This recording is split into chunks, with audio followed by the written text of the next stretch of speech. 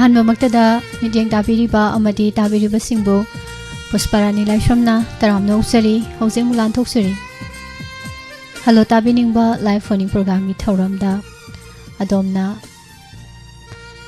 ꯈꯣꯏꯗꯥꯕꯤꯕ ꯏꯁꯩ ꯀꯣꯜ ꯇꯧꯕꯤꯗꯨꯅ ꯈꯟꯕꯒꯤ ꯏꯁꯩ ꯊꯧꯔꯝꯅꯤ ꯇꯣꯉꯥꯟ ꯇꯣꯉꯥꯟꯕ ꯄ꯭ꯂꯦꯠꯐꯣꯔꯝꯁꯤꯡꯗ ꯊꯧꯔꯝꯁꯤꯕꯨ ꯇꯥꯕꯤꯔꯤꯕ ꯑꯃꯗꯤ ꯌꯦꯡꯕꯤꯔꯤꯕ ꯈꯨꯗꯤꯡꯃꯛꯄꯨ ꯏꯀꯣꯛꯅꯣꯅ ꯈꯨꯔꯨꯝꯖꯔꯤ ꯇꯔꯥꯝꯅ ꯑꯣꯛꯆꯔꯤ ꯑꯩꯈꯣꯏꯒꯤ ꯀꯣꯟꯇꯦꯛ ꯅꯝꯕꯔ ꯍꯥꯡꯗꯨꯅ ꯊꯝꯖꯔꯦ 7005-707-808 ꯅꯝꯕꯔ ꯑꯃꯨꯛꯇꯪꯒ ꯍꯟꯅ ꯅꯤꯡꯁꯤꯡꯖꯒꯦ 7005-707-808 ꯅꯝꯕꯔꯁꯤꯗ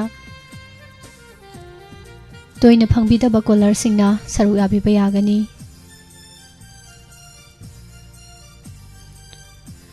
ꯊꯥꯒꯠꯆꯔꯤ ꯄꯥꯕꯨꯡ ꯖꯌꯦꯟꯇꯀꯨꯃꯥꯔ ꯂꯥꯏꯚꯇ ꯂꯦꯡꯁꯤꯟꯕꯤꯔꯛꯄ ꯁꯥꯔ ꯃꯍꯦꯟꯗ꯭ꯔ ꯃꯨꯇꯨꯝ ꯃꯦꯗꯥꯝ ꯇꯣꯝꯕꯤ ꯃꯆꯥ ꯃꯨꯇꯨꯝ ꯒꯨꯗ ꯑꯐꯇꯔꯅꯨꯟ ꯅꯤꯡꯊꯧ ꯄꯥꯡꯉꯕꯝ ꯅꯦꯅꯦ ꯍꯦꯂꯦꯟ ꯃꯣꯏꯔꯥꯡ ꯈꯨꯅꯧ ꯇꯔꯥꯝꯅ ꯑꯣꯛꯆꯔꯤ ꯐꯦꯁꯕꯨꯛ ꯄꯦꯖꯇꯁꯨ ꯂꯦꯡꯁꯤꯟꯕꯤꯔꯛꯂꯤꯕꯁꯤꯡ ꯊꯥꯒꯠꯆꯔꯤ ꯍꯥꯏꯅꯤꯡꯉꯥꯏ ꯂꯩꯇꯅ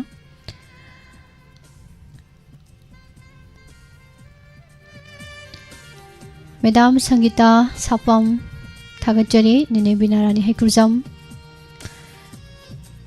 Romila Senzam Taram Naukchari Ngasig Ahanba Kolar Kanano Yingminasi Hello Hello Good afternoon Good afternoon Minglay from Haibiu call Tobira Ise Kailamdagi Oibirabano Isang Kunawdagi Bamon di Imma Kunjesori ne Isang Kunawdagi Ima kari isay taminasige mayamga ngasige ahanba kolar ni imana karamba isay khanbidawri Yensembam bilasini na sakpa Langkada lotuna tamlibi Nuragi napada silamba naso Nungsi kanagi kudono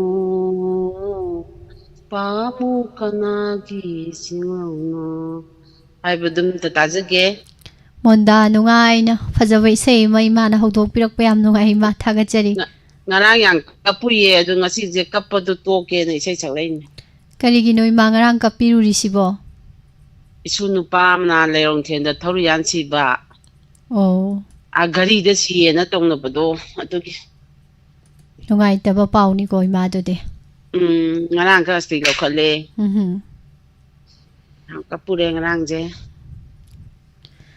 Thagachari ima ado isay sibu kana kana tamina doino Hotel gi ine bilasini ne adagi laisram gi ine yaima ine ito ine kaina tombi ise bilasini sna kain kangambam adagi ise lalita makagai sangita Haisnam bina Salamgi Bilalema Purnima Laisamani Chaubi Sanasamgi Adagi Sanayama ja Huirong Bangi Adi Asengi Ini Mani Tombi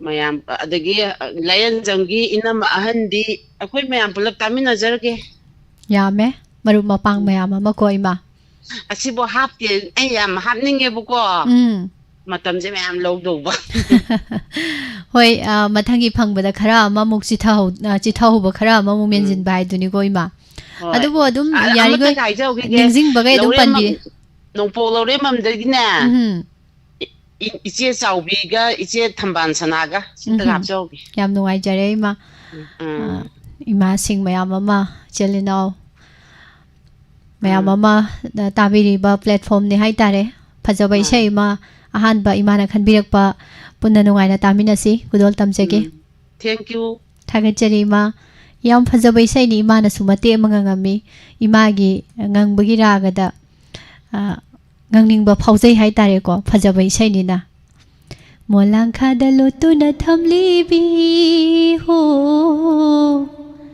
nujaina pada thelamba na chom Nungsi kanagi kudono Ngangasu yamdi ngangaroige ꯌꯦꯟꯁꯦꯟꯕꯝ ꯕꯤꯂꯥꯁꯤꯅꯤꯒꯤ ꯈꯣꯟꯖꯦꯜꯗ ꯈꯨꯃꯟꯊꯦꯝ ꯄ꯭ꯔꯀꯥꯁꯅ ꯁꯩꯔꯦꯡꯕ ꯏꯁꯩꯅꯤ ꯈꯨꯗꯣꯜ ꯇꯝꯖꯔꯤ.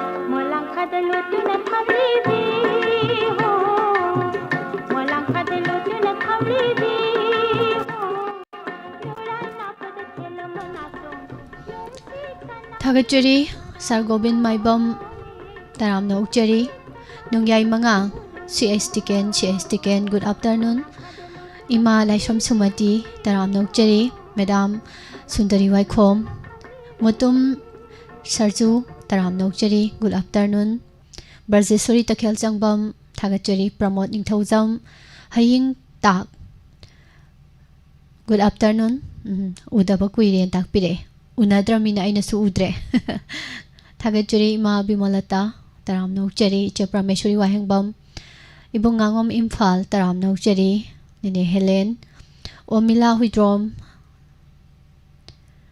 Diamond Donor da Kapa GP number do Karambada Kap ke Haidabu Malek Khangba Yauradi Soidana Haijarake Taramna Ukchari Nene Indu Ainam good afternoon Sansoi Pangabam Tombi Shapam Manipur Manipur haiba isai do call tawbiraga oina khanbirao aduna khwaidagi best oirani chata khalakpasi thabagi khudong chabase leitrabanina Sagol Sem Bigyarani Taram Nokchari Thagachari Hangoi edits kaino hangoi edits sai minglo Maising good afternoon Nirmala Naurem Thagachari Iche Sorobala good afternoon Iche hoidi evening oiramni Subhash Chandra Kaisam Taram Nokchari Chamabem Kaksing Shanti Sanabam Nongyai Manga Iche Supriya Khangembam Lengsin birakliba khudingma Ima Kunjeswari Devi Ima Bimola Laima Iche Salat Asanata Sarungbam Thagachari Ima Soibam Sila Wangkem Medjina Thagachari Pumnamak Facebook page ta laibiriba singbusu haningai litan Thagachari Lucky Khumanthem Ibocha Sagol Sem Maitei Angom Bisorjit Singh Taram Nokchari Mathangi call lokhachage isai muktaminasi khanbirakpa isai Hello Hello, good afternoon, Miss. Good afternoon Ming Laifam haibiu Miss ay Yanglam Ong Lakay dagi Unam Rajendra Kobe. Sar karamba isai ta thoksige Ma'am Marangkem Pike na chakpa. Puri tam na chat kadi nigi na tam ningsibi wa isai ta. Isai mayek phajai Sar sur khajitang hapchan birakpa yaroidro Yabudi yajane da. Apelo ma'am. Yado yordi hapchalo Puri tam na chat kadi nigi masa ningsibi wa. Hello again. Abi nagkat apso ge. Hoi sar ado isai se Thaina pakhang oiringai matam do ningsingbira iro kamai tawbuno Pakang oye matamda akona pakang joy thapo matam haitare matamda yang kanna kana sina tajagi bisai ne adon missing jesan soidana oiram do malaba haibiu sar tabini ba maru pang singi ming panbi kiksam dagi ojaiba tombi kiksam lagum dagi magam oi ojat ke aduga wain kumandagi inam keso sok dagi man kem bem adagi man phal aksai dagi abudan punmasi siga lengana oi wang de devo tabi ba diamond tv bu yendi ba toan wa platform chinga tabi ba sung yendi ba punma kan tamin dagi na ado sar hauji se radio da tabiri ni ko thoram se oi radio da jutai tv da ye ma makta radio se dum nungai ba dum oibirabro sar nungai ma makta jo saudi yaw hoi Nakigi am sing nungai na mayam na pangthoiba hotnajariba khudingmak saru yamina se duga sarna khanbiri be sei hujiki khudol tamjarage mayam puna nungai na mutaminar se thagachari morang them tiken gi khonjal da poirei tamna ong khrabi sumna sehuri be sei tamina se migi macha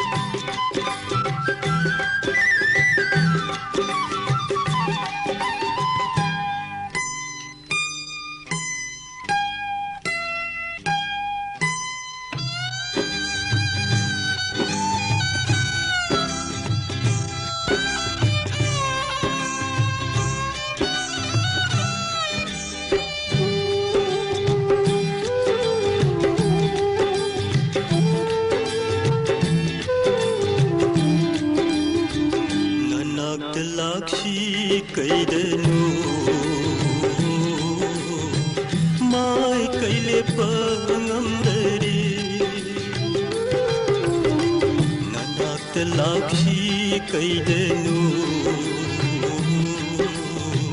my कैले पंगमरे खोंगुली रक्षी हाय बसु पोंबी युलहिं थांगे दो पोंबी युलहिं थांगे दो पोइरै तामना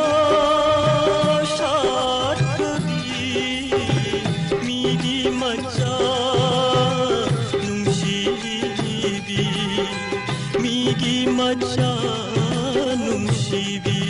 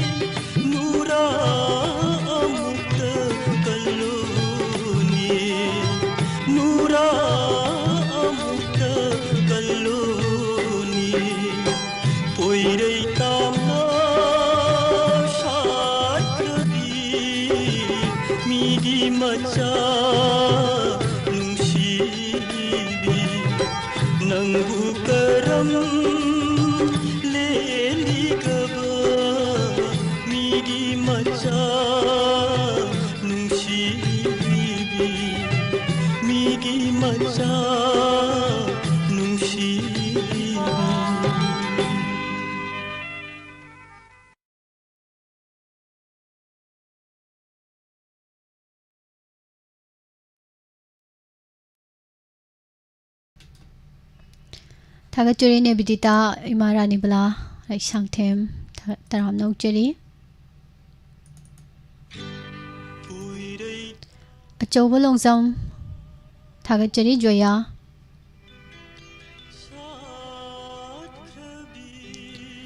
lebi pau kamai taram nokcheri nini menong namairakpam ningthozam singkhai nganba taram nokcheri bong jiten ibong punshiba ibong bimol takhelambam thagachuri ima sasirani maisnam yangoijam mani taram nokcheri thagachuri ichemabem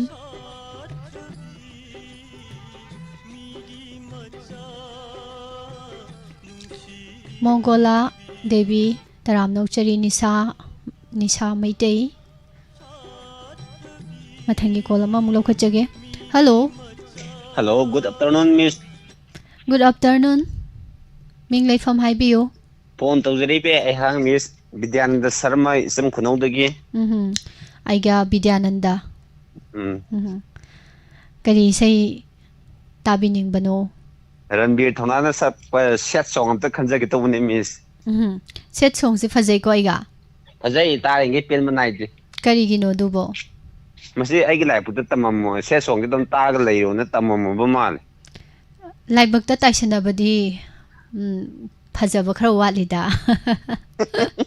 Mai gi pamjaba haina jaba haibam leidana ko. Adu tho urira natragana sum thamoi da chaina yam phangibaga leiba jatla. Thamoi da chaina phangbadi masing tingamdreda. Hoi adudi laibaka khara mari leinei ko. Laibaka khara mari leinei. Loine he haidok pire ayasu. Mina ja haiba ne set song taga khara paksam ni ne hejen. Oh. Ado Ranbir Thongnagi chet song je surga loina na mayek tom ta haibiro o ai thi bada laijana ba. Hajara ke Miss. 미라이비레 낭나 아이부 더모이드 농시바 땀비라가 또 위세이더 미스 Isay mayek sida dum khange wari makha tadrusu yare kana kana Wari taminani agi haibiyo. 이하나 한바다 간비 곡덕이 라이섬 이쁜 사모 팀 사나야의 흐롱방기 사람기 이복담모 팀 농알레이 팀 사오바이 팀 파자톤 팀 메마 니마니 흐롱기 다순다르 팀 꾸무 마용범 tuomba inimani ini punima lagi Diamond TV amadi wahong radio tabiriba sinau pumno kaloinana tamina jarage miss Kaino ay gyabu akoy tabiningba maming harakpasida isung imanaba isung imanabi amate he yaude ay ngasaidagi hawbadagi mi maming singje sinpha phajan jarabani. kano ngakna ahan jingja ai khangmane adun ai Tahaningba isung imanabi gamta laitrobro haisibo. tahaning mami amat layer taram ngade mumoi family ga mutaram mati farak tanane na ko hatte hamning bo Okay, do malo sala thamgrasi ko ay gado de. adi thamoi gi tamun dung ga lotrum thamjeraki Adu mag thamjan biro mingon haidorano.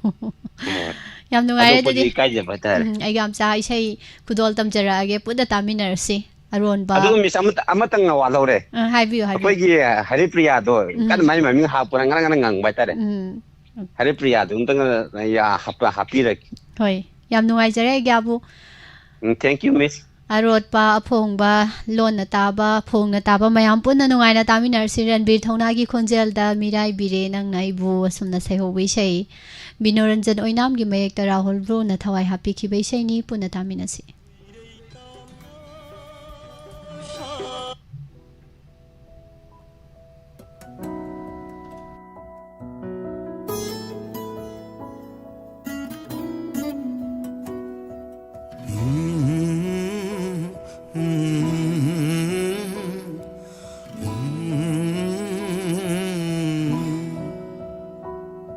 Mirai bire nang aibu thamoy de nungsiba khanghaldaga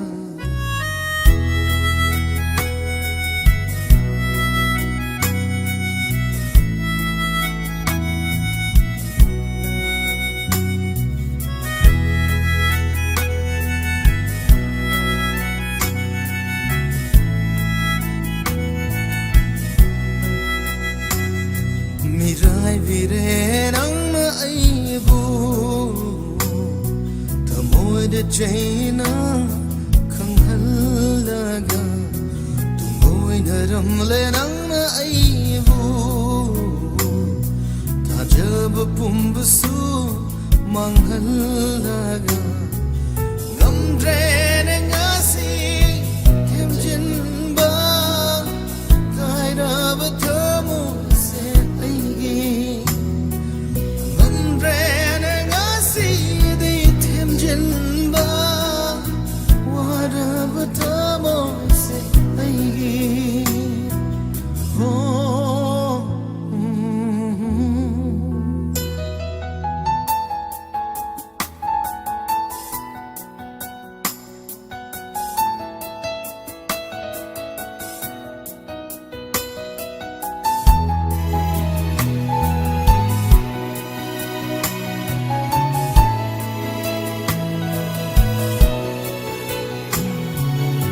Jaruba nangi wahai kuding arembada tahoreng sini benja kiba nangi minoso masing khanda kai horeng sini masibadi khangbiu nangna tamoy se ningamna nakablivani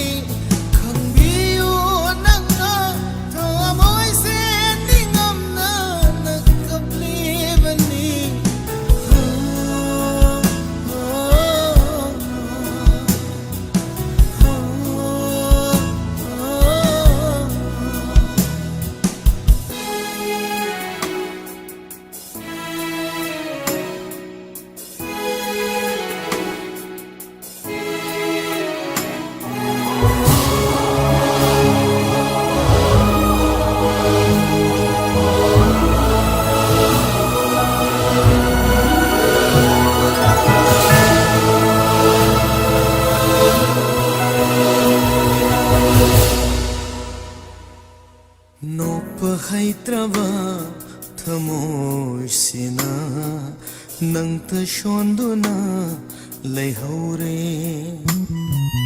ꯅꯣꯛꯄ ꯍꯩꯇ꯭ꯔꯕ ꯊꯃꯣꯏꯁꯤꯅ ꯅꯪꯇ ꯁꯣꯟꯗꯨꯅ ꯂꯩꯍꯧꯔꯦ ꯀꯥꯎꯕ ꯉꯝꯗ꯭ꯔꯕ ꯋꯥꯔꯤꯅ ꯄꯨꯟꯁꯤꯕꯨ ꯂꯃꯟꯍꯜꯂꯦ ꯀꯥꯎꯕ ꯉꯝꯗ꯭ꯔꯕ ꯋꯥꯔꯤꯅ ꯄꯨꯟꯁꯤꯕꯨ ꯂꯃꯟꯍꯜꯂꯦ ꯃꯁꯤꯃꯗꯤ ꯀꯥꯎꯈꯤꯅꯨ ꯅꯪꯅ ꯂꯥꯟꯈꯤꯗꯦꯀꯣ ꯑꯩꯅꯗꯤ ꯅꯐꯝꯗ ꯀꯥꯎꯈꯤꯅꯨ ꯅꯪꯅ ꯂꯥꯟꯈꯤꯗꯦꯀꯣ ꯑꯩꯅꯗꯤ ꯅꯐꯝꯗ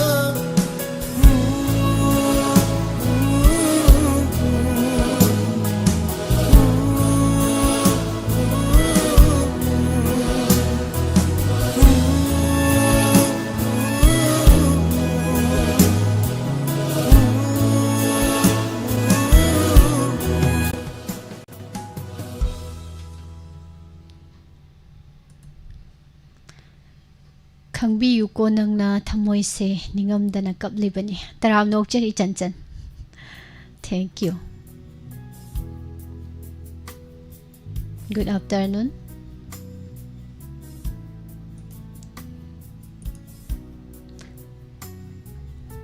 ꯊꯥꯒꯠꯆꯔꯤ ꯊꯣꯛꯆꯣꯝ ꯏꯅꯥꯎꯇꯣꯟ ꯑꯩꯈꯣꯏ ꯆꯥꯠꯇꯁꯨ ꯄꯤꯖꯔꯦ ꯅꯝꯕꯔ ꯁꯦꯞ ꯇꯧꯁꯟꯕꯤꯌꯨ 9077282001 ꯑꯦꯅꯤ ꯑꯩꯈꯣꯏꯅ ꯈꯪꯕꯤꯅꯤꯡꯕ ꯋꯥꯔꯤ ꯄꯥꯎ ꯐꯥꯎꯅꯅꯤꯡꯕ ꯂꯩꯔꯒꯁꯨ ꯅꯝꯕꯔꯁꯤꯗ ꯇꯦꯛꯁ ꯑꯣꯔ ꯀꯣꯜ ꯇꯧꯕꯤꯌꯨ ꯄꯥꯕꯨꯡ ꯑꯥꯔꯖꯦꯗꯤ ꯊꯣꯛꯆꯣꯝ ꯁꯥꯄꯝ ꯂꯥꯏꯕꯨꯡ ꯇꯔꯥꯝ ꯅꯣꯛꯆꯔꯤ ꯅꯨꯡꯁꯤꯕꯤ ꯃꯣꯏꯔꯥꯡꯊꯦꯝ ꯇꯔꯥꯝ ꯅꯣꯛꯆꯔꯤ ꯃꯤꯁ ꯇꯟꯗꯟ ꯏꯃꯥ ꯀꯨꯟꯖꯦꯁꯣꯔꯤ ꯊꯃꯣꯏꯁꯦ ꯇꯤꯈꯠꯇꯅ ꯀꯥꯏꯗꯅ ꯂꯩꯔꯝꯃꯦ ꯀꯃꯥꯏꯅ ꯇꯧꯔꯤꯖꯥꯠꯅꯣ ꯅꯤꯅꯦ ꯕꯤꯅꯥꯔꯥꯅꯤ ꯍꯩꯀ꯭ꯔꯨꯖꯝ ꯊꯥꯒꯠꯆꯔꯤ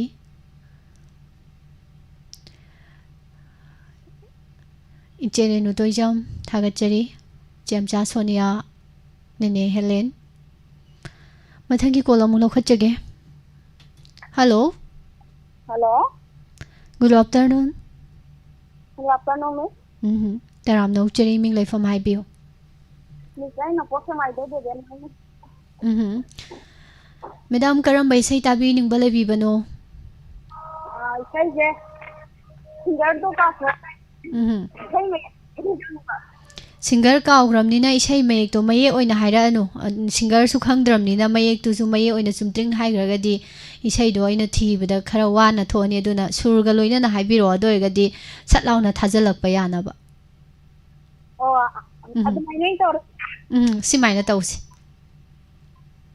Hingga ahing macam sida, samla tenggelam lamda, nikhanau ingatawi berase, uiri darame, igi mai teri mai sahadu. Miss Khangi apa? ꯏꯁꯩ ꯂꯩꯔꯦ ꯏꯁꯩ ꯂꯩꯔꯦ Oh, say Khangi. ꯐꯪꯕ ꯅꯠꯇꯦ ꯏꯁꯩ ꯂꯩꯔꯦ Oh. ꯏꯁꯩ ꯌꯥꯝ ꯐꯖꯅ ꯉꯥꯡꯊꯣꯔꯛꯏꯀꯣ ꯉꯁꯤ ꯀꯔꯤ ꯉꯁꯤꯁꯦ ꯀꯔꯤ ꯃꯊꯦꯜ ꯆꯥꯕꯤꯈꯤꯕ madam Ngasize uti thongmam yaure, adi thongmu yaure, tamthong yai. ꯃꯊꯦꯜ ꯌꯥꯝ ꯆꯥꯕꯁꯦ ꯑꯗꯨꯝ ꯅꯨꯡꯉꯥꯏꯕꯅꯦ Oh, makhan ni hai. ꯃꯈꯟ ꯃꯈꯟ ꯃꯌꯥꯝꯗꯨꯗꯒꯤ ꯈꯣꯏꯗꯥꯕ ꯑꯃ ꯈꯜꯂ ꯑꯗꯨꯝ ꯆꯥꯕ Hoi. ꯀꯅꯥ ꯀꯅꯥ ꯇꯥꯃꯤꯟꯅꯗꯣꯏꯅꯣ ꯏꯁꯩꯁꯤꯕꯨ madam Tapi nang bagay basta kala iba dagi namin sida tawang ba presenting de lagi sini nga ma puno maka niku yang tamina tara ꯇꯥꯃꯤꯟꯅꯔꯁꯤ ꯍꯥꯏꯌꯣ ꯑꯗꯨꯗꯤ tamina sini ꯊꯦꯡꯛ ꯌꯨ ꯐꯖꯕ ꯏꯁꯩꯅꯤ ꯅꯨꯡꯉꯥꯏꯅ ꯇꯥꯃꯤꯟꯅꯁꯤ ꯌꯥꯝ ꯅꯨꯡꯉꯥꯏꯖꯔꯦ ꯈꯨꯗꯣꯜ ꯇꯝꯖꯒꯦ ꯈꯟꯕꯤꯔꯛꯄ ꯏꯁꯩ ꯑꯁꯦꯝ ꯑꯃꯔꯖꯤꯠꯀꯤ ꯈꯣꯟꯖꯦꯜꯗ ꯊꯦꯡꯂ ꯑꯍꯤꯡ ꯃꯇꯝ ꯑꯁꯤꯗ ꯇꯦꯡꯊꯥꯅ ꯑꯣꯏꯅ ꯇꯥꯔꯤꯕ ꯈꯣꯟꯖꯦꯜ ꯀꯅꯥꯒꯤꯕꯨ ꯑꯣꯏꯔꯤꯒꯕ ꯈꯨꯗꯣꯜ ꯇꯝꯖꯔꯤ ꯏꯁꯩꯁꯤꯒꯤ ꯁꯩꯔꯦꯡꯕ ꯁ꯭ꯌꯥꯝ ꯀꯨꯃꯥꯔ ꯑꯣꯀ꯭ꯔꯝ ꯇꯥꯃꯤꯟꯅꯁꯤ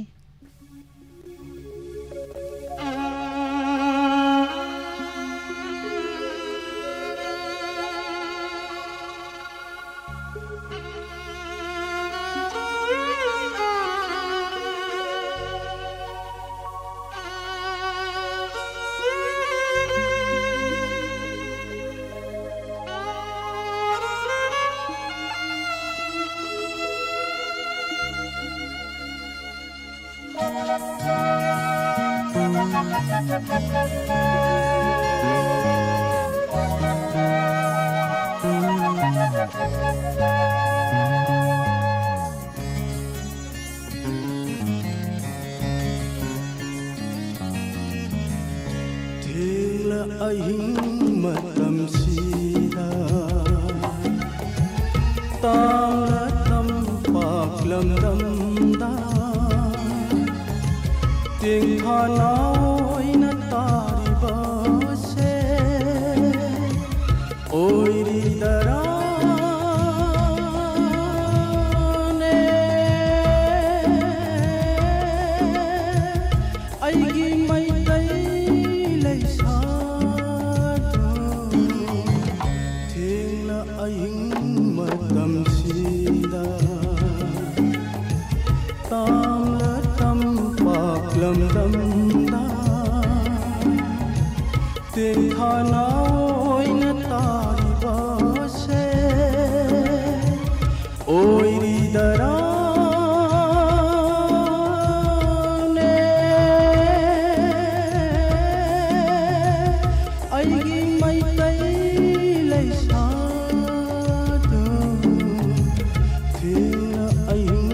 matam sida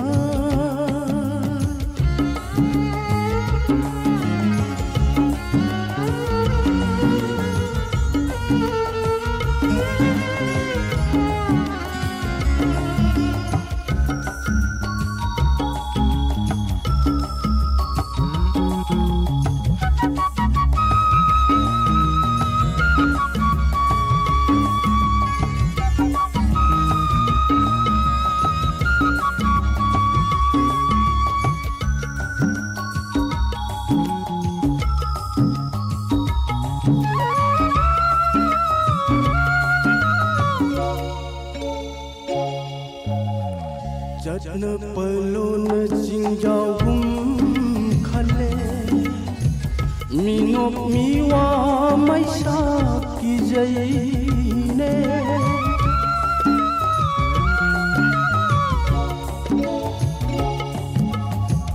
jatna palon jingjau hum khale minok miwa mai sa ki jai ne wakhal pukning se irang lane wakhal pukning se irang lane thamoi se potha pham khangla tare ne thamoi se potha pham khangla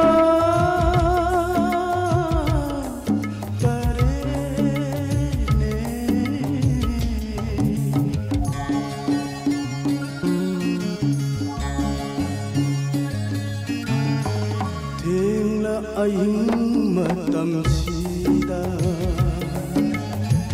tam la tam pak lam dam da ting khana oi na tari ba se oi ri dara ne ai gi mai tai lai sa ting la ahing matam sida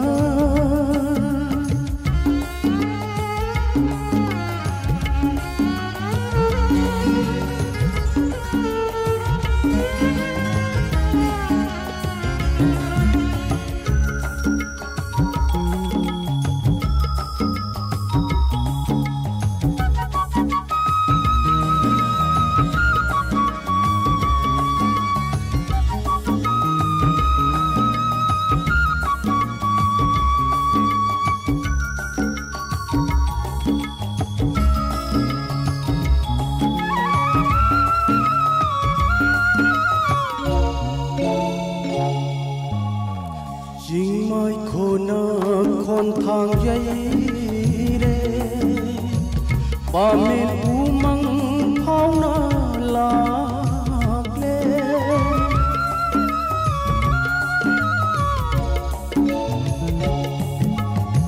sing mai khona khon thang dây Pame umang fauna lagle Tam isan May day sanura Tam isan May day sanura Lakshi kadai Yong amdare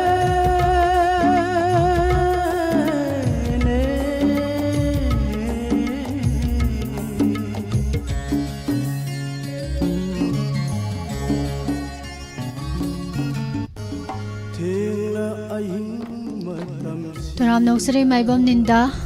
Good afternoon. Brajeshwari Takhel Changbam Iche Chabu Hijam Kuire. Ise ga thena khidaba do ngasi amu unajare ham nungaijai thagachari. Jamsa Sonia Ibung Sabir Maibam thagachari Narasima Live and Living Manipur Iche Gangarani Taram Noksari. Nene Sabitri Laitunjam Taram Noksari. Iche Romita Sanasam Nene Indu Taram Noksari Bijan Waikom phone number se langthok sage do screen da sudum leire tongan ba mit na udaba channel sing da tabi riba mayam gi khalaga ekhoi gi contact number mayam dam tanga naning singjari 7005 707 808 radio da tabi riba khusem radio tabi riba khusem da su yam tabi ri mi nifu ga mapan na program si tabi ri hai tare yam nuaijai thagachari umnamak mathangi call kanano yeng minasi. Hello. Hello. Good afternoon. Good afternoon, Miss. Taram Noksari ming lai from Haibiu. Samusun Santipur dagi ningombam ibotombi kauje. Pabong ibotombi ngasi sibu kari mathil chabi kibano. Ngasi ji ahoi samthonga yai baga adagi 10 kusaga alu ga toraga thongi. Ado Pabong na call phangbasida nasana sum kainom ningsinge. Pabong na khalaka daw isai se yam libasu oiroi yam nawsu oiroi mayai oirappa isai amdi soi khalak toini. Adusu yam nuksiba akhoi female voice ta haitare ko. Hoi. Chumdoini ko Pabong. Hoi, suraji moi jina khara top boy na tawen taw. Yam nungai. Akhoi gi lenga gi oina di yam nungai ba hai tare Pabong na khalak wisai singje tabada. Ado ngasi gi su Pabong na khoida bi bai sei karam bai sei oi birobano haibiu. Laisin dagi urok film dagi mundakini na sakpa ngasi di nuksi hekta hairge haina sehubudo. Adugi sei do tajage. Aina khalambado dum chummeba. Kana tamina sige Pabong isai je. Miss ai tabining baje hapaga taram moidong mohta Diamond TV da tabiriba wahong radio tabiriba live chat lebiriba punamaka loinana announcer ga loinana taminer si miss yam nungai jai Pabong thagachari yam phajabai sai ni Pabong na di sai mek se mayai de haigre ado sai mek ahobodo mayam phajabai sai ni laisin dagi urok film dagi ji chana macha gi mayek da Dr. Hamom Nabana Thawai Happy Kiba Apawbini Hairashu Taungambini Khalashu Ngashidi Nushi Hekta Hairagi Mandakini Gi Khunjal Dagi Mayam Puna Taminasi Fazabai Saini Budol Tamjani.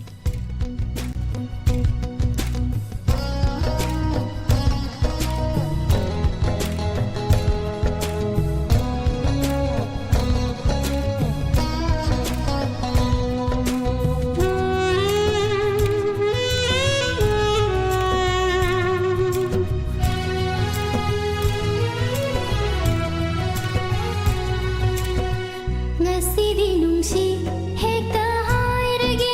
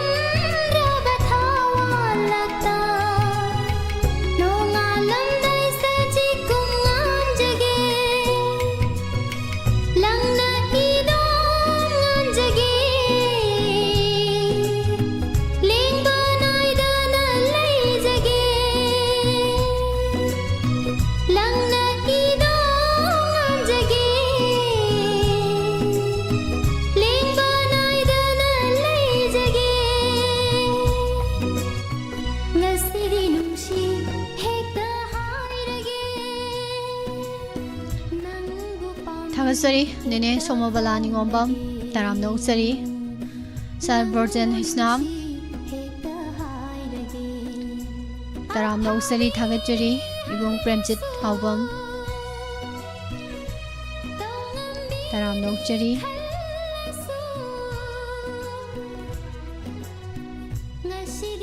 Chanchan जे इसे याम हैरमदौ माली नंगी थमोय अतियादा थाजा ओइगे हाइजरोय इसे nganginni tawrisi थागतचरी पुमनमक मथंगी call अममुक लौखतजगे इमारानी बुला ननाव कोंथौजम तराम नौचरी नेने Helen इमा बिमला कोनसम तराम नौचरी लांगोल जम ननाव N Vidya Lakshmi तराम नौचरी नौना संबिरकपसिंग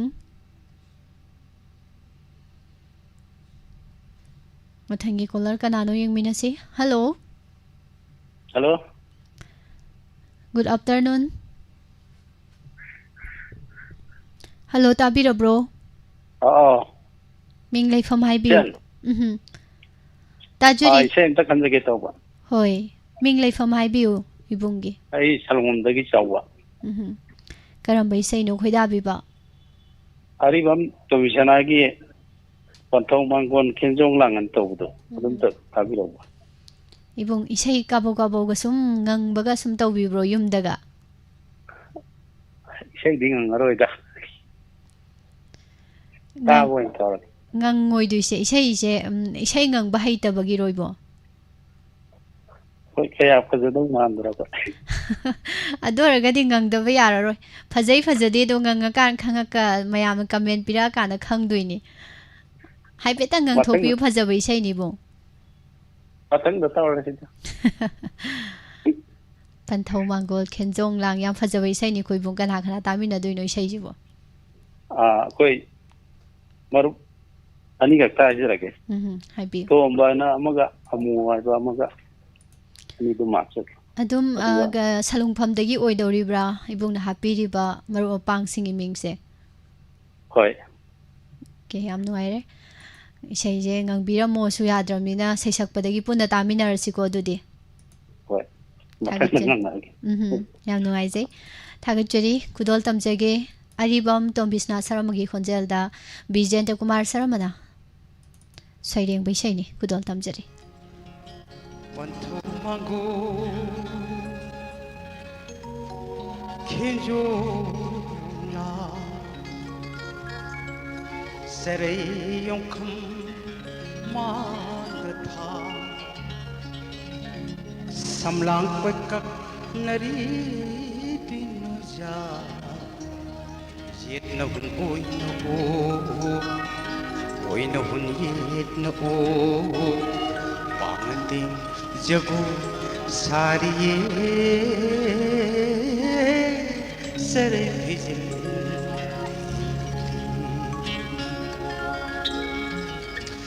pantho mangol khinjong la sare yung kamang gatha pantho mangol khinjong la sare yung kamang gatha samlang pakatari pinu ja yet na hun oi na o Zit na o, zit na hun oi na o, oi na hun zit na o.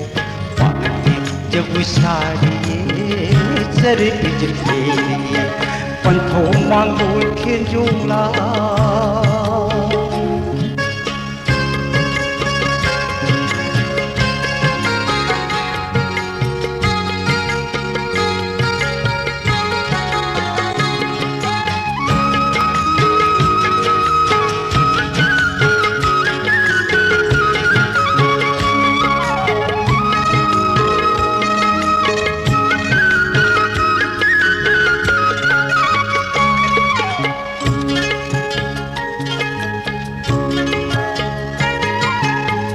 Saino latin nurati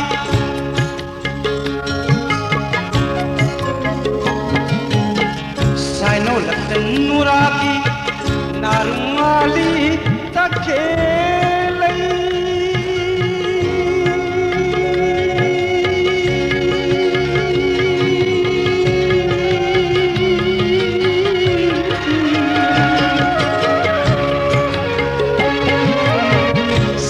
लत नूरागी नारुआरी तखेले ले खाओ नहीं अपने कोई तुम से cyano लत नूरागी नारुआरी तखेले ले खाओ नहीं अपने कोई तुम से बारिश सब बोल की तुम संग संग बारिश सब बोल की तुम सब बोल की जब सारी सरे पंथो मांगोल खिंजूला सरे यूं कुमांग था समलांग को तक नहीं पीनू जा ये न कोई न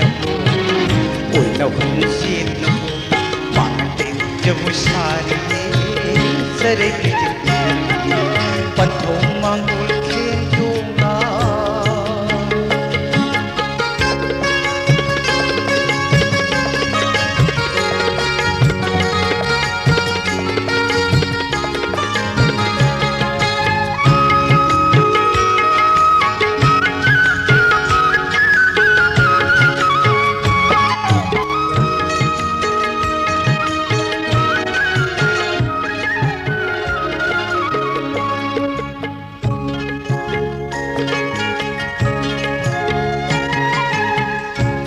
mata sanbi koi no mata sanbi tarik sinai hum laga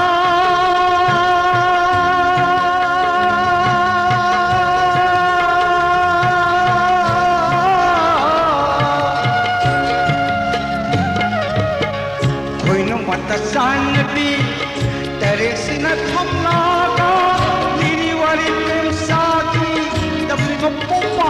की कोइनो मता शांति तेरे सिंह थमला तेरी वाली प्रेम साथी तमली मप्पो पांच की लंगी खुमुले पांबना समझिरे तन पायरक कनी लंगी खुमुले पांबना समझिरे तन पायरक कनी वाक्ते जब सारी सरे बिजली पंथो मांगोल खिंजोंला सरे यूं कुमांग था समलांग को तक नहीं पीनू जा कोई न हो सीत न हो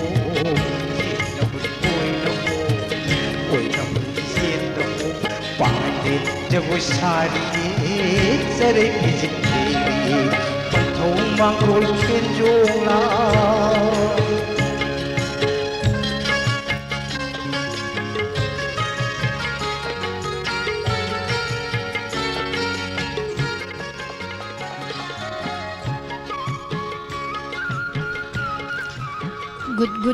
good evening. Se Devjani ka sir taram nongsari liklai longjam madam chaning khombi taram nongsari imarani bla willy iche sorobala taram nongsari joya nanaw konthojam nene helen ima takhal taurem pramo ima ibeman thagachari mutum thuibi taram nongsari narshima longjam madam chaning khombi thagachari iche sorobala yorom basida yam nungai ba hai tare hoje Australia dadi pung ayo gramne do ise je tum thaba yada dana isai ta leire do isai saksan ge se dedicate tawraga isai ngangbiyo na sai digi mistandar na sudum lauraga leirame do ise da dedicate taw bai sai ma ai mathangi kola lokha satringai da ise tumba yana ba hai tare kudol tamjege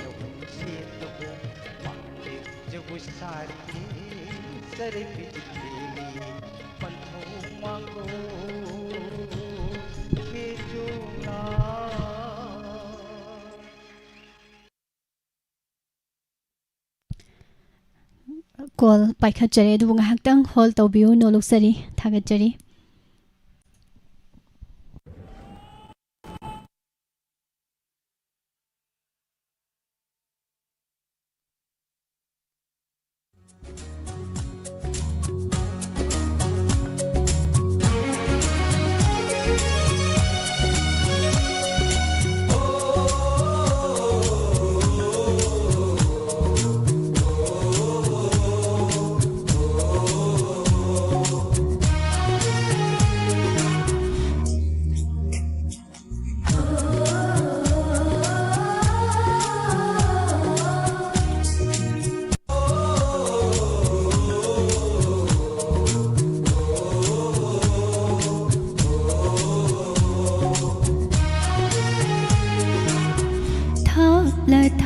laka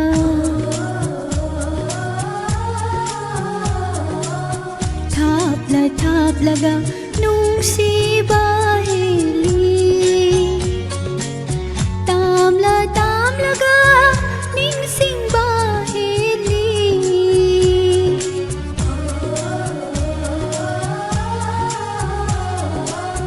thap laga nung si bahili tam laga ning sing bahili thap laga nung si bahili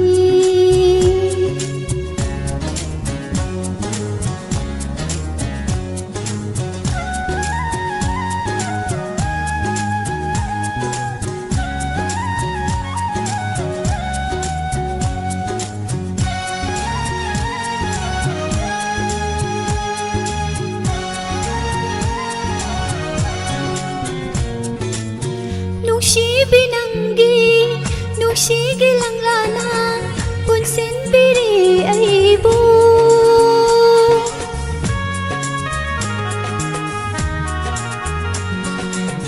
nung binanggi nung sigilang lana punsin biri aibo ning sing lakpada ay ko'y nigiwari ay ko'y nigiwari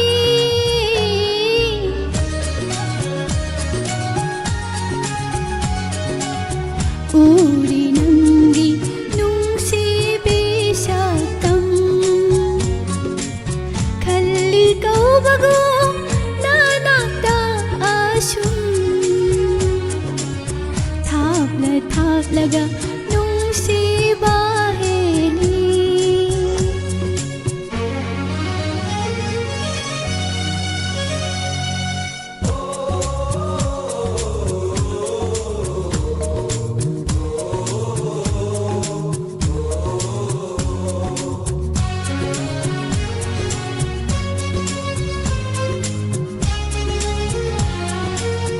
मेरा गिठाबल मिंगला बथानिल हियांगगी पूर्णिमा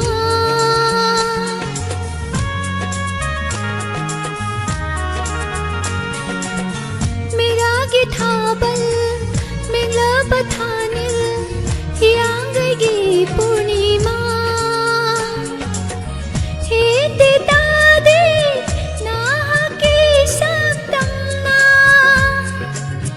nahaki syabdang na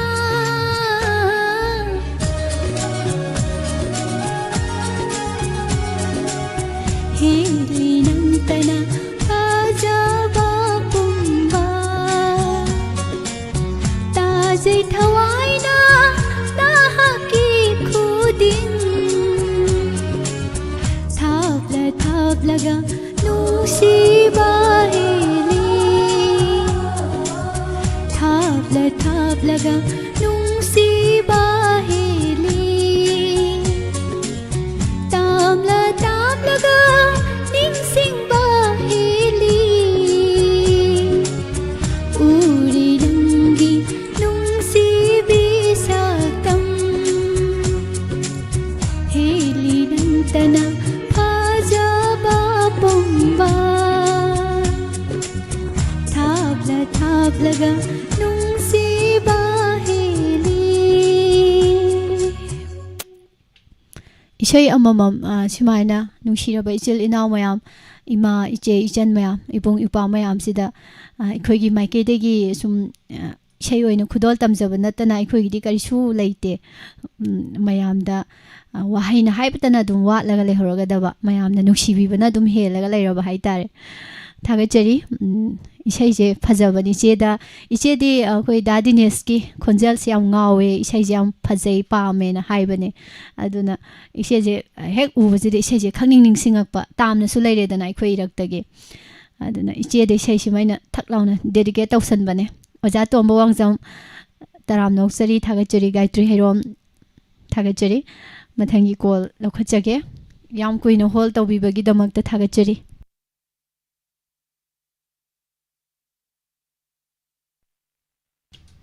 Hello. Hello. Good evening. Good evening, Miss. Taram no sari ming le from Haibio.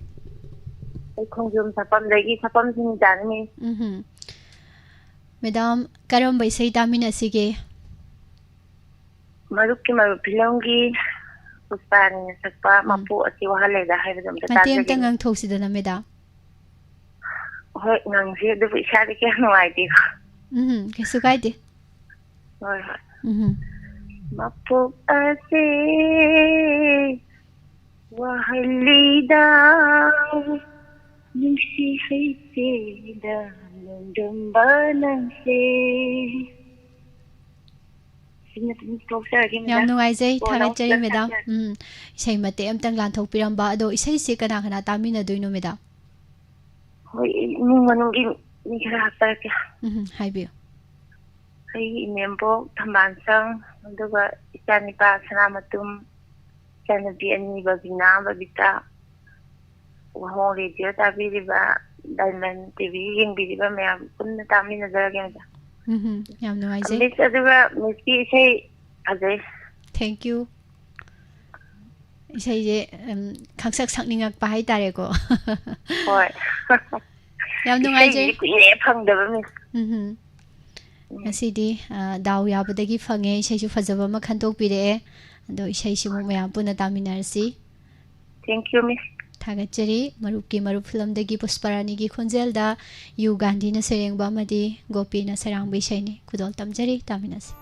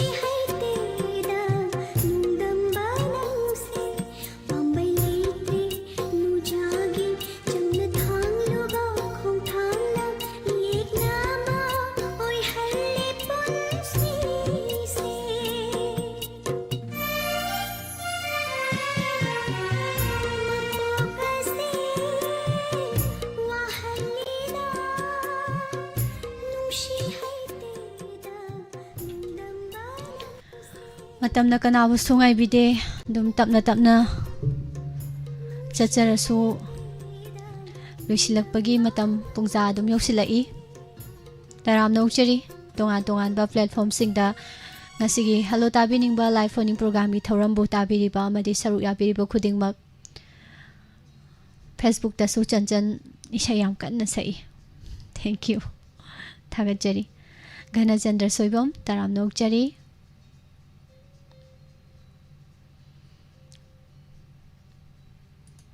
live ta suno na sangbirak liba mayam iche mabem kaksing iche sorobala iche mutum promila ima bimola jamcha sonia nini indu inam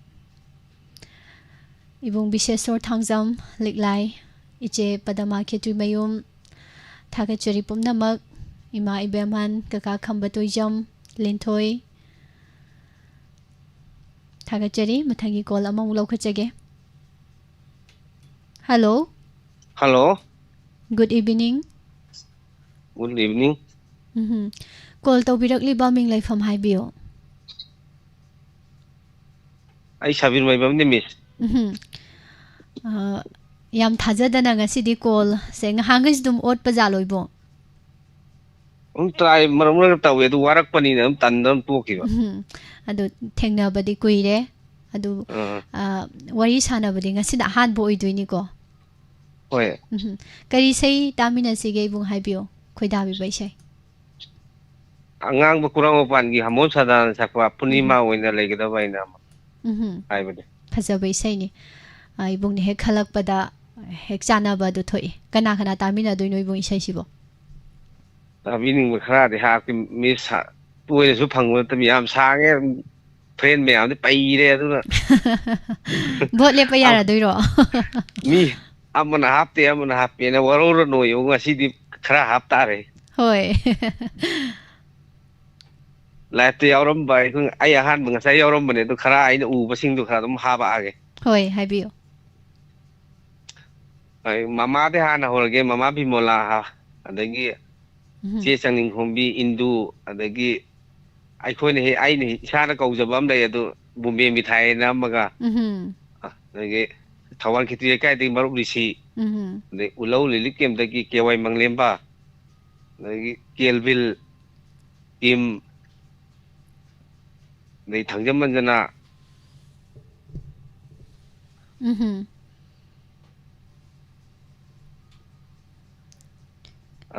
huidom general ade tamodo bakrai jamaina si live te yaure punda mayam se tamina re se kaw su kaw se live ti eng damina hoi mingje call phang ba je khar su dum thakat pane bako ada jara jara nga sai leiram basing do leitol da di loi leiram doini mi ma mi lei yak adu sai thak na matungda si habang gudame na khanjal ton isai je yam maro lai na khalai ibung se duna mate am tang ang thok piramo tamina ge mayam ga hoi ngang bob di ai du lo khulai to bi mati am tang de ngang jiram ge yam ji sang da bida hoi Purnima oina leigada numa wa lebi thajagum maithong makalam lebi leiroi nangi phajaba mafam kaida chatlabasu Purnima oina leigada numa wa lebi thajagum maithong makalam lebi Saloi jarage Miss yam sangai khangde ibung se sei ga su yam hairo mi jani thengna da bana khangdri ni do ngasi di ngasi ming palhu da biaw bo dom bathang ai soidana lisam sem jaraga loi hapjara ni waro bia de yaw nungai jei bo thagat chari thagat poi ke mi panam ko re bai hai ko ke khlam bing to hoi isu gai di bo mayam puna tamina loi nungai na aduma yam nungai jai kuina su gi le hoi Miss pu thagat chari angang bukurau mopal film dagi hamom sadana dagi khunjel da khanbirak paise kudol tamjari tamina se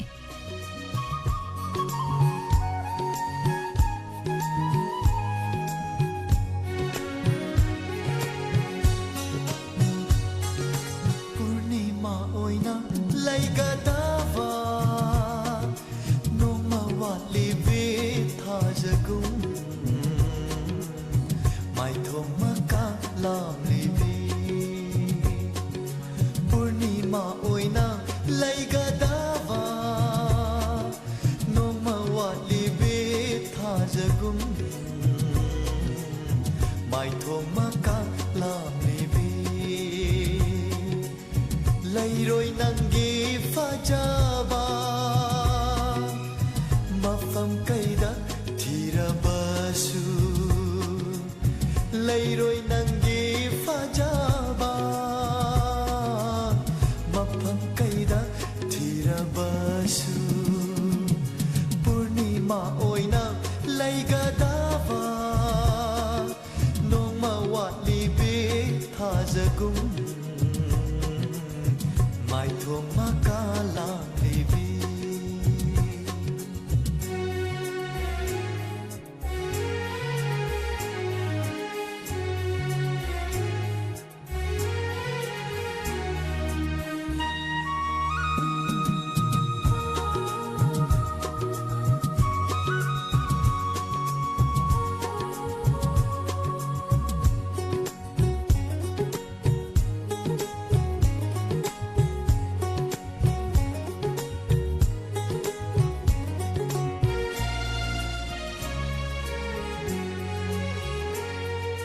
nauna laisa tamli ngai oi ninde aiti laisa bi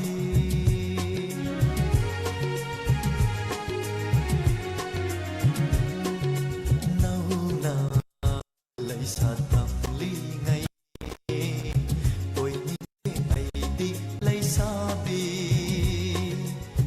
nungsi jana hai bado palem panthau na pada thadok ningda hai bado palem panthau na pada mapum marai pharak tuna oi re ngasidi lainam chenbi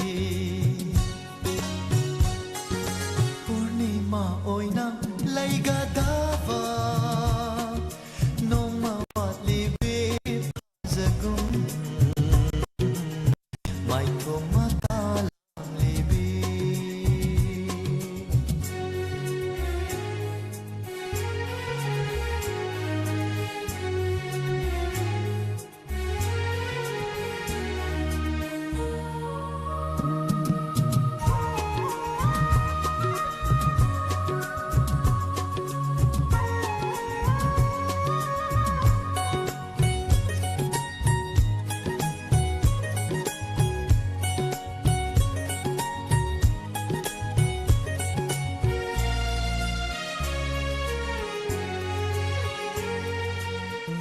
lagi aisu khoi mu oina chiro taura ke nung si wai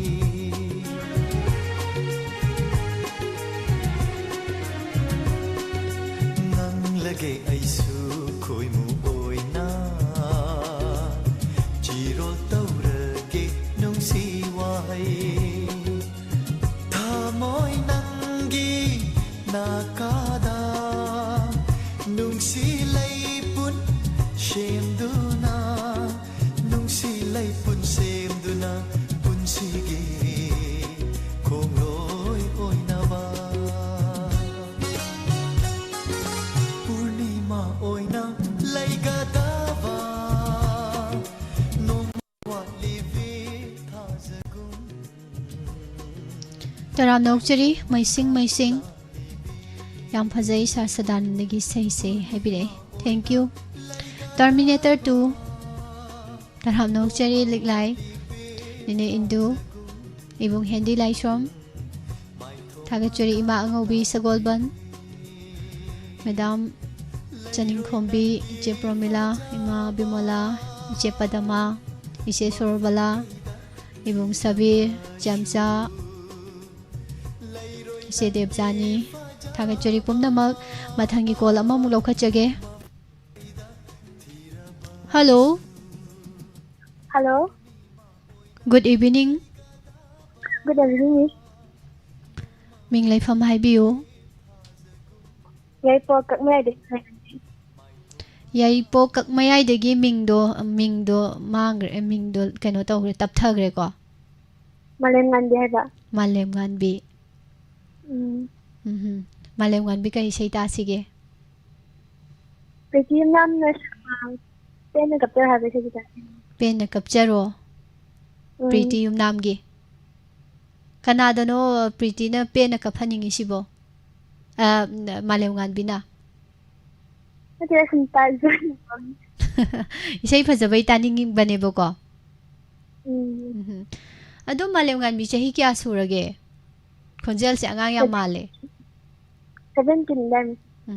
Duni angang yam oiribo ko. Duna isay je mayek fazabagi taba matamne hojikti ko ate lang phang khan ba yadri chahi matang do. Kana tamina duino Pretty yung nam isay se Malem Nganbi. Ako mama gawan chichega. Mana bilin thoisa. Live chat tere the Facebook. Mama ga chichega di haire do mingdem ta haidre ko. Haidre su dum yarabo. Mama adaga chichela taga. Adu matem tangang thoksi kaino Malem Nganbi saija. Miss mathang dai ni. Mathang dangang ge ba ko. Adu mathang thengnabada di ngang da yaroi ko. Miss. Yam nungai. Thagachari. Malem Nganbi na khalak libai sai punadami na si Pretty yung nam gi khonjel da isai khudol tamjari.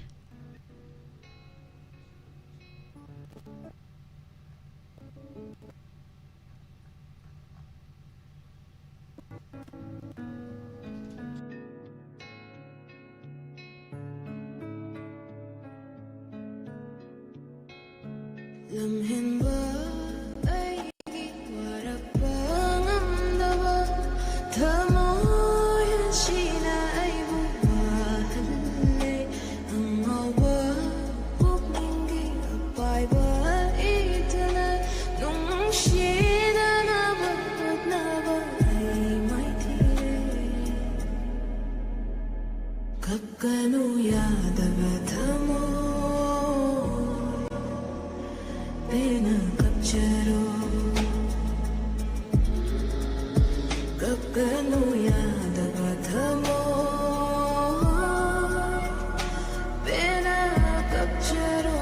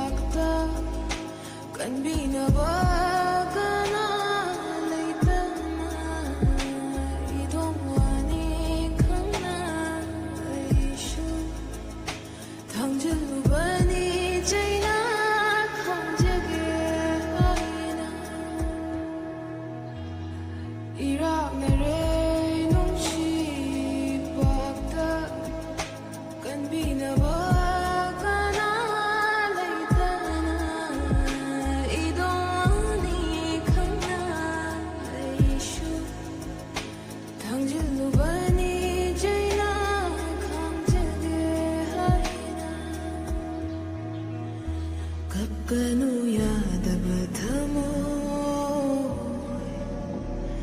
pena capture kakkanu yadava thamo pena capture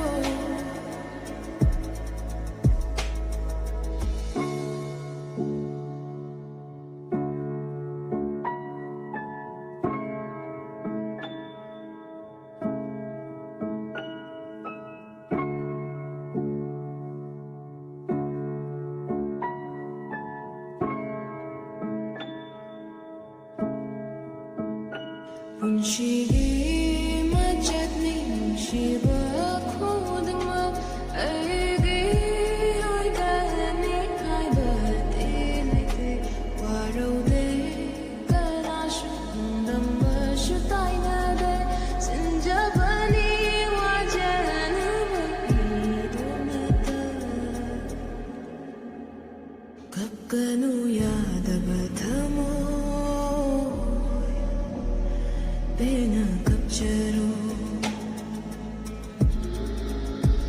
कक्कनु Yadav थमोय बिना कपचरो नुशिवा खुंगा लोनंबा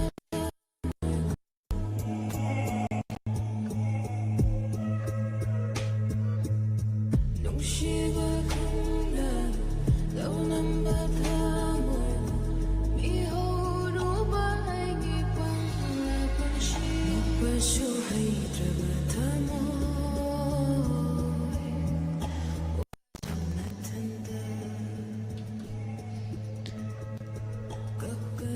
फजै सैमेक ताराम नौसरी थागतजरी पैसा थारक्ते ngसाइदे सै सकपसिबु न पे लेरमे सोमदा चंचन जे कनो चंचन समाइ दो पैसा चोइब याउदबगिनि पैसा थाबजे सोइब थाबन हेक फजैदना को फट फट का साइसनबदो पैसा सोइब यारुक्तबैनि वारो याति थागतजरी म्याम इसैसु नुगाइरि दो नुगाइबसे हौजिक लोइना नुगाइ थोपा यादे हौरेंगिसु खरा खाक्सिको अदुना अरोइब को लौखचगे सिगे अरोइब कोलरना मु फजबा इसै अमा खनबिरकनी हाइबगी आसादो कोलर सिदा थम्मसी अदुगा अरोइबगी इसै सिसु तामिनखिसि लोइद्रिङैदा चटपिखिगैनु हाइजगे लाइफता लेबिरिबो मयाम हना हना थागचरी बुङ रोबात उसम ताराम नौचरी सर शोभा चंद्र कैसाम जोया टर्मिनेटर थागचरी अरोइब कोल लाइबक फबा कनानो यंजगे hello hello madam good evening आइगा मगी खुंजेल माली होय माने आइगा खोमदोन सना होय खोमदोन सना सम याइपो विष्णु नहादगी आइगा होबी ओसर गुने क्लास कोलोय फंजेरे दाउदी लैको अदो आइगा गिसो अरोइबदा फंगसो अदुदी आइगा करी सैता सिगे अरोइबसे तामिना सिगे सैसे खोंचेट फिल्म गे बी कुंजे बिहारी शर्मागा यामगना सगमिनबा सैहोबना मतम अमगी चाना बिहार छौबा इसेजमता ताजे के मैडम आइगा ना सै इसैजे हाइफेट कंगंग बुदो याम पक्चदो माली मतेम तंगंग बिरो होय होय बोलरो ता हाता गे दो नंग जरगे होय यार पोबा मल काय दगी नबो ममुजाव मैं फाना मन दगी जमुना फोटोम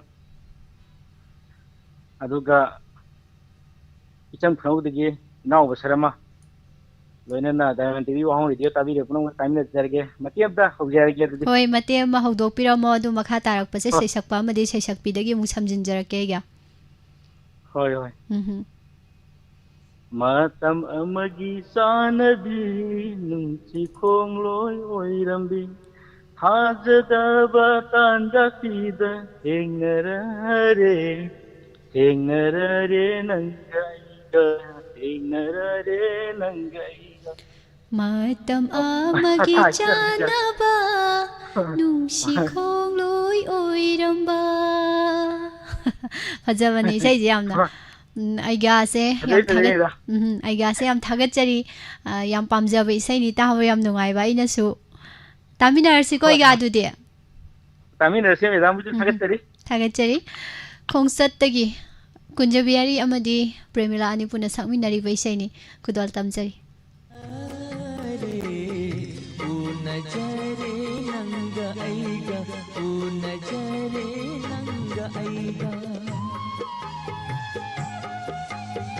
मातम अमगी जानबा खुशी खोलोय ओइरंबा मातम अमगी जानबा खुशी खोलोय ओइरंबा हाजदाबा तांजा शीरा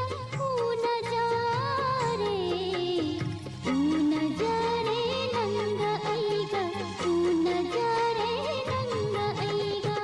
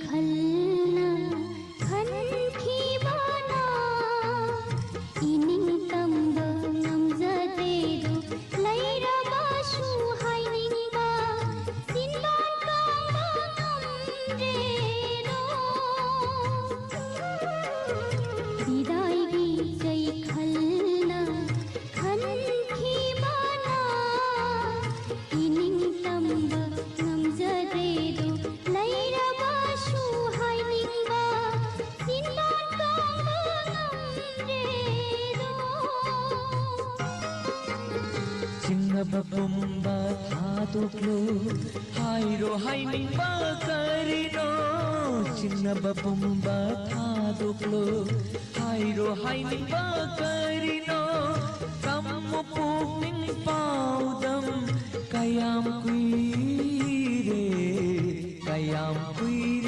उनकिदाबा कयाम कुइरे उनकिदाबा मातम अमगी चानबी पुंसी खोलोय ओइरम्बी मातम अमगी चानबी पुंसी खोलोय ओइरम्बी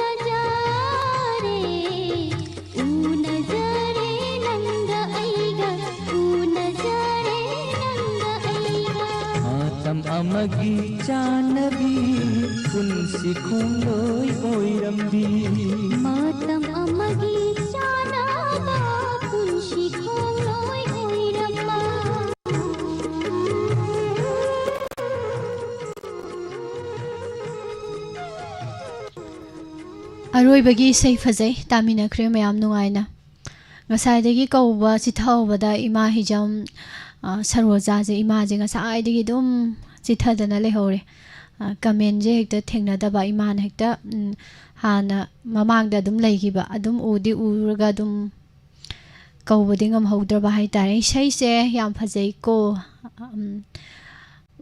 पाबुंग याम्बेम शामकी शो मैते फजबै सैने नुक्सीबने आइना हाइजिन बनतेबा आइना सु याम तानिंग सैनेबा नेने सावित्री लाइतोंजम इबुंग रोबात जोया थागचरी रोमा थौनाउजम पाबुंग आरजेडी थोक्सोम सापम लाइबुंग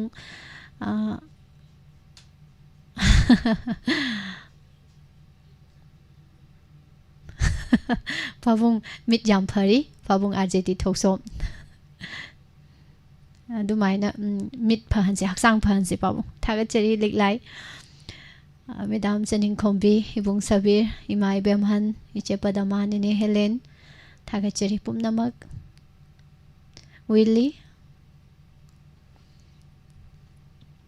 इबुंग टर्मिनेटर तराम नौसरी इचे मुतुम प्रोमिला थागचरी फेसबुक पेज ता लेबिरी बसिंग ꯆꯟꯆꯟꯁꯦ ꯀꯩꯒꯨꯝꯕ ꯃꯇꯥꯡ ꯆꯥꯕꯗ ꯃꯅꯥ ꯑꯃ ꯄꯤꯕ ꯌꯥꯏ ꯂꯥꯏꯚ ꯍꯧꯕꯗꯩ ꯂꯣꯏꯕꯧ ꯂꯦꯡꯗꯅ ꯂꯩꯕꯒꯤ ꯁꯨꯃꯥꯡ ꯂꯤꯂꯥ ꯅꯨꯡꯉꯥꯏꯕ ꯊꯥꯔꯛꯑꯣ ꯍꯥꯏꯁꯦ ꯑꯦꯁ ꯌꯥꯝ ꯅꯨꯡꯉꯥꯏꯕ ꯁꯨꯃꯥꯡ ꯂꯤꯂꯥ ꯑꯃ ꯅꯣꯛꯄ ꯀꯞꯄ ꯄꯨꯟꯅ ꯌꯥꯎꯔꯕ ꯑꯃ ꯊꯥꯔꯛꯀꯦ ꯁꯨꯃꯥꯡ ꯂꯤꯂꯥꯁꯨ ꯅꯨꯡꯉꯥꯏꯅ ꯇꯥꯊꯣꯛꯁꯤ ꯊꯥꯒꯠꯆꯔꯤ ꯃꯌꯥꯝ ꯄꯨꯝꯅꯃꯛ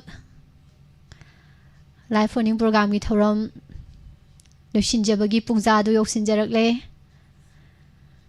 ꯏꯆꯦ ꯊꯣꯉꯥꯝ ꯔꯟꯖꯤꯇꯥ ꯏꯁꯩ ꯇꯥꯕꯗ ꯆꯥꯛꯀ ꯀꯥꯔꯦ ꯍꯥꯏꯁꯤꯅꯤ ꯆꯥꯛ ꯌꯥꯝ ꯉꯜꯂꯤ ꯏꯆꯦꯒꯤ ꯆꯥꯛꯇꯤ ꯀꯥꯍꯟꯒꯅꯨ ꯃꯤ ꯋꯥ ꯇꯥꯅꯤ ꯔꯦꯗꯤꯑꯣ ꯑꯃꯨꯛ ꯊꯨꯒꯥꯏꯈꯤꯅꯤ ꯔꯦꯗꯤꯑꯣ ꯅꯠꯇ꯭ꯔꯁꯨ ꯃꯣꯕꯥꯏꯜ ꯊꯨꯒꯥꯏꯈꯤꯅꯤ ꯍꯥꯏꯇꯥꯔꯦ ꯆꯥꯛꯇ ꯃꯥꯏ ꯑꯣꯟꯁꯤꯟꯗꯗꯅ ꯀꯥꯇꯨ ꯀꯥꯔꯟ ꯇꯧ ꯂꯩꯗꯅ ꯆꯥꯛ ꯍꯧꯍꯟꯗ꯭ꯔꯦꯅ ꯍꯥꯏꯕꯀꯣ ꯌꯥꯝ ꯊꯤꯟ ꯉꯥꯡꯀꯅꯤ ꯏꯆꯦ ꯃꯕꯦꯝ ꯏꯆꯦꯒꯤ ꯏꯁꯩꯗꯣ ꯍꯥꯏꯁꯦ ꯏꯆꯦꯒꯤ ꯏꯁꯩꯁꯦ ꯑꯩꯅ ꯎꯍꯧꯗ꯭ꯔꯕꯅꯤꯅꯦ ꯇꯧꯔꯤꯁꯦ ꯀꯔꯤ ꯏꯁꯩ ꯈꯟꯈ꯭ꯔꯕꯅꯣ ꯏꯁꯩꯁꯦ ꯉꯪꯉꯔꯣꯏꯒꯦꯅ ꯑꯗꯨꯝ ꯈꯜꯂ ꯂꯩꯔꯕꯅꯤ ꯁꯥꯔ ꯁꯣꯕꯥꯁ ꯆꯟꯗ꯭ꯔ ꯀꯩꯁꯥꯝ ꯏꯄꯨꯡ ꯔꯣꯕꯥꯠ ꯔꯣꯃꯤꯌꯣ ꯀꯦ ꯑꯦꯁ ꯑꯩꯁ ꯀꯥꯏꯔꯦꯝ ꯕꯤꯈꯣꯛ ꯄ꯭ꯔꯣꯒ꯭ꯔꯥꯝ ꯅꯨꯡꯉꯥꯏ ꯍꯥꯏꯕꯤꯔꯛꯏ ꯊꯦꯡꯛ ꯌꯨ ꯊꯥꯒꯠꯆꯔꯤ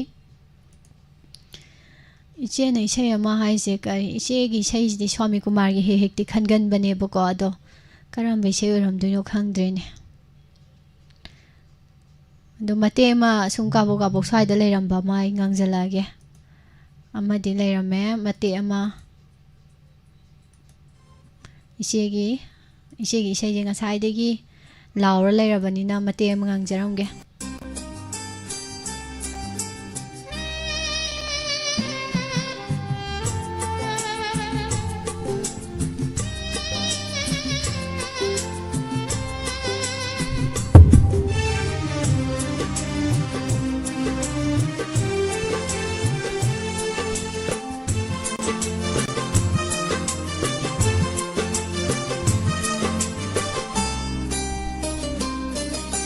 ꯅꯨꯡꯁꯤꯕ ꯑꯃꯒꯤ ꯅꯨꯡꯁꯤ ꯂꯤꯄꯨꯟꯕꯨ ꯀꯥꯏꯅꯔꯦ ꯍꯥꯏꯔꯒ ꯂꯣꯏꯕ ꯌꯥꯕꯔꯥ ꯀꯌꯥꯗ ꯂꯥꯏꯅ ꯕꯤꯗꯥꯏ ꯍꯥꯏꯔꯤꯕ ꯕꯤꯗꯥꯏ ꯍꯥꯏꯔꯒ ꯑꯣ ꯀꯌꯥꯗ ꯂꯥꯏꯅ ꯕꯤꯗꯥꯏ ꯍꯥꯏꯔꯤꯕ ꯕꯤꯗꯥꯏ ꯍꯥꯏꯔꯒ ꯀꯥꯎꯕ ꯉꯝꯕꯔꯥ ꯀꯥꯎꯕ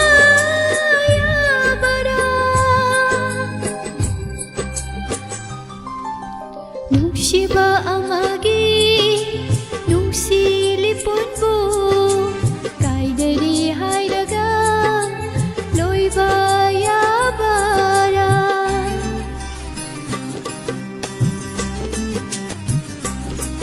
ꯏꯆꯦꯒꯤꯗꯤ ꯁꯤꯅ ꯍꯦꯛ ꯄꯦꯟꯖꯔꯝꯃꯅꯤ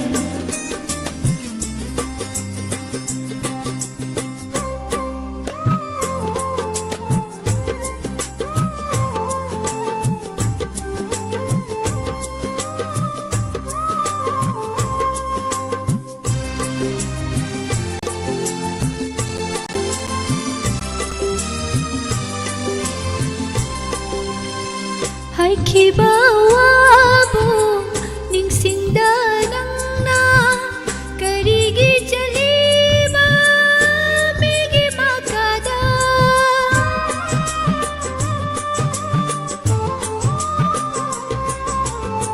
ꯍꯥꯏꯈꯤꯕ ꯋꯥꯕꯨ ꯅꯤꯡꯁꯤꯡꯗ ꯅꯪꯅ ꯀꯔꯤꯒꯤ ꯆꯠꯂꯤꯕ ꯃꯤꯒꯤ ꯃꯈꯥꯗ ꯅꯥꯏꯒꯤꯅꯤ ꯍꯥꯏꯔꯝꯕ ꯀꯨꯟꯗꯣ ꯄꯔꯦꯡꯗꯣ ꯅꯍꯥꯛꯅ ꯑꯩꯕꯨ ꯄꯤꯐꯝ ꯊꯣꯛꯇꯔꯥ ꯅꯨꯡꯁꯤꯕ ꯑꯃꯒꯤ ꯅꯨꯡꯁꯤ ꯂꯤꯄꯨꯟꯕꯨ ꯀꯥꯏꯅꯔꯤ ꯍꯥꯏꯔꯒ ꯂꯣꯏꯕ ꯌꯥꯕꯔꯥ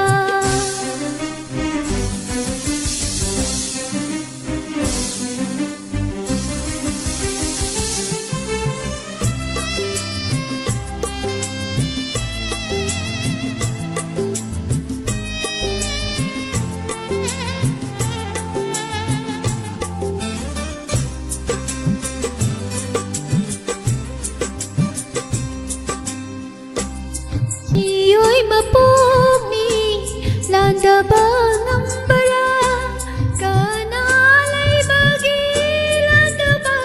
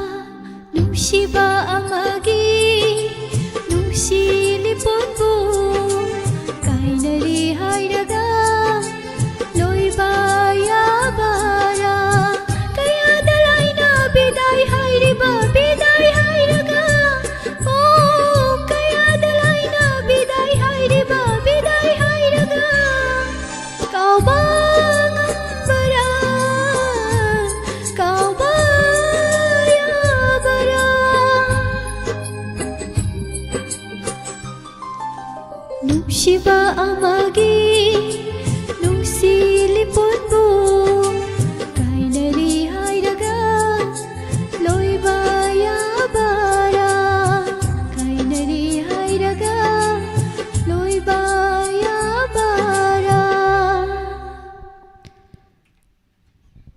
ꯁ꯭ꯋꯥꯏꯗ ꯂꯣꯏꯁꯤꯜꯂꯧꯔꯁꯤ ꯃꯌꯥꯝ ꯊꯥꯒꯠꯆꯔꯤ